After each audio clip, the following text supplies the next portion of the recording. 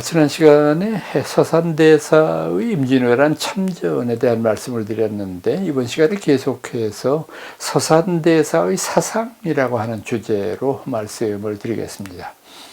서산대사는 선승이기는 합니다만은 매우 뛰어난 학식을 지녔고, 또 그뿐 아니라 당시의 조선 사회가 그렇잖아요. 그 상류 사회에 진입하기 위해서는 시문에 능통하지 않으면 안 되었으니까 아마 이제 그런 쪽으로도 관심을 가지셨던 것 같은데, 그래서 그런지는 몰라도 이분이 남긴 여러 가지 저술들이 가장 대표적인 불교 관련 저술로는 운수담, 그리고 선가귀감, 선교석, 이걸 들 수가 있고요.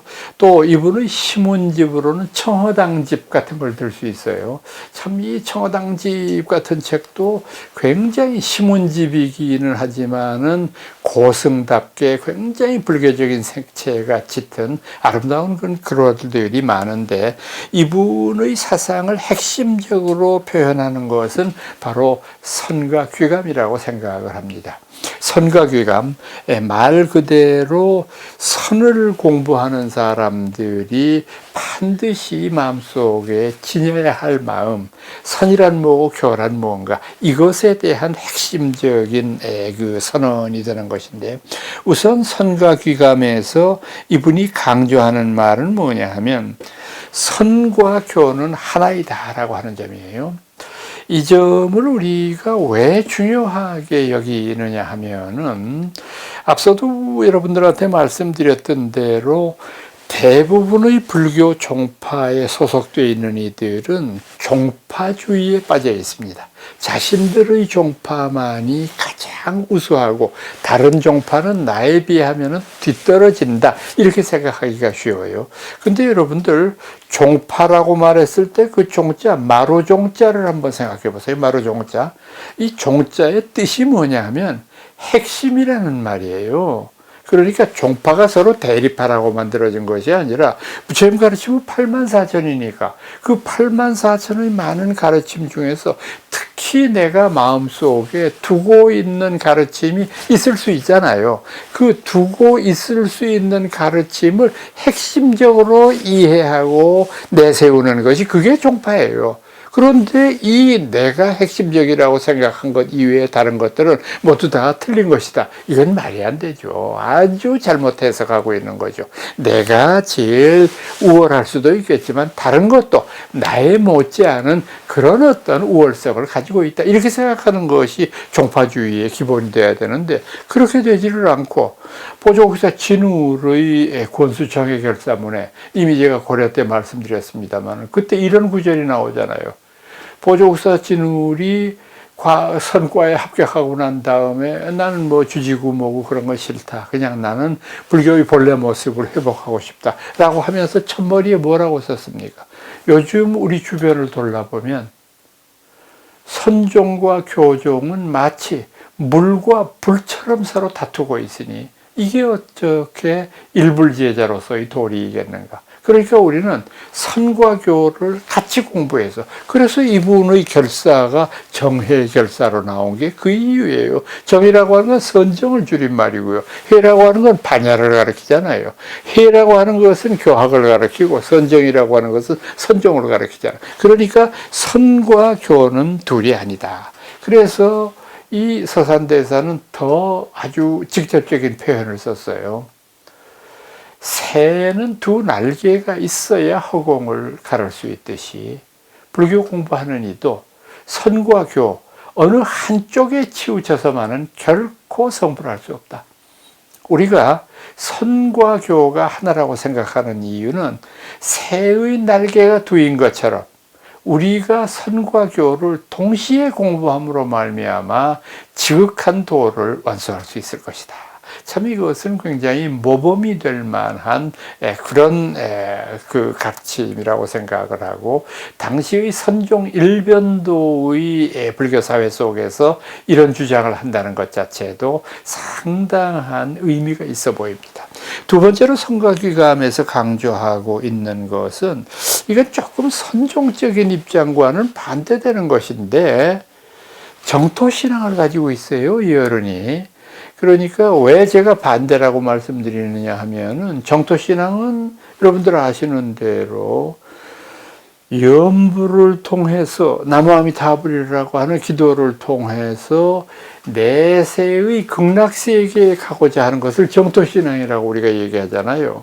그런데 이 정토신앙을 선종의 입장에서는 조금 같은 불교 종파 중에서 상당히 좀 열등한 근기의 중생들에게 가르치는 거라고 생각을 합니다. 그러니까 열등한다고 하는 것은 이 선종에서 주장하고 있는 대로 한 소식 통해서 위대한 깨달음을 얻는 것보다는 그냥 내세를 간구하는 중생적인 마음의 발로이기 때문에 이렇게 보는 거죠. 그래서 이 선사라고 부르는 분들은 사실은 정토신앙을 갖는 경우가 거의 없는데, 물론 예외도 있기는 있습니다. 예외도 있기는 있는데, 이분이 정토신앙을 가졌다고 하는 것은 상당히 특이할 만한 일이라고 말씀드릴 수가 있고, 또 이 정토신앙과 선종을 하나로 묶으려고 하는 그런 사고방식도 상당히 뛰어난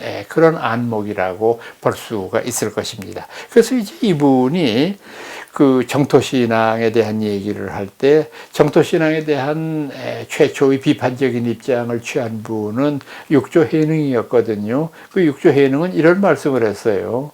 참 그 양반도 보면은 시니컬한 면이 많은 사람이에요. 내 들으니 부처님 가르침에 지금 이곳에서 10만 8천 리를 가면 서방에 극락세계가 있다고 하는데, 동쪽에 있는 우리는 10만 8천 리가 아니라 100만 80만 리라도 갈 수 있겠지만, 서쪽에 있는 사람은 어디로 가냐?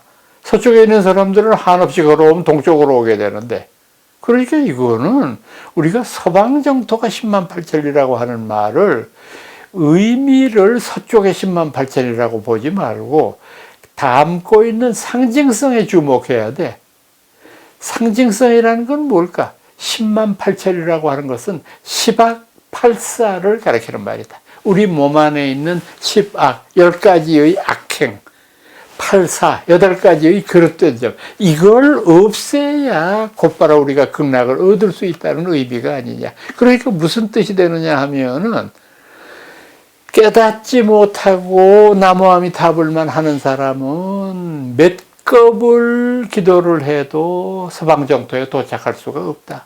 그러나 서방정토를 10악 8사를 없애면 도달할 수 있다고 믿는 사람이 닦는 염불은 단 한 번의 염불로 곧바로 극락세계에 도달할 수 있다.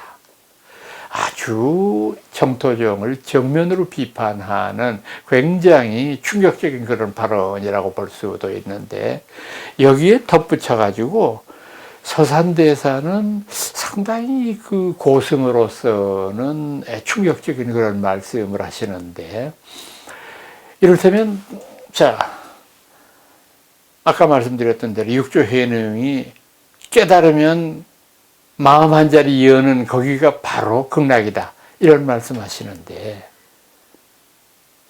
여러분들 만약에 극락이 바로 눈앞에 있다고 생각하는 사람들, 죽을 그 임시에 정말 극락이 바로 내 눈앞에 있다고 자신 있게 말할 수 있는 사람 있는가?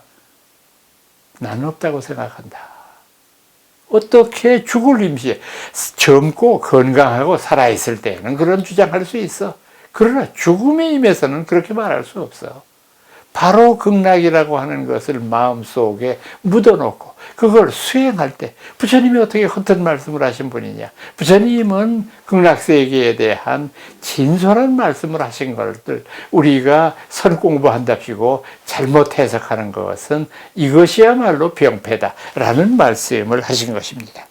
세 번째로, 이것은 제가 지난 시간에도 잠깐 말씀을 드렸습니다만은, 이분의 그 선가귀감에서의 사상은 한마디로 말해서 뭐냐 하면 바로 한국 불교의 위대한 전통을 잇는 것이라고 저는 생각합니다. 서산대사야말로 선과 귀감을 통해서 선교 융합을 다시 한번 확인한 분이라고 볼 수 있습니다. 그래서 저는 이 한국 불교의 회통적인 면, 한국 불교의 융섭적인 면, 이것은 우리 불교의 1700여 년을 이어온 아름다운 전통이었다고 생각하는 것입니다.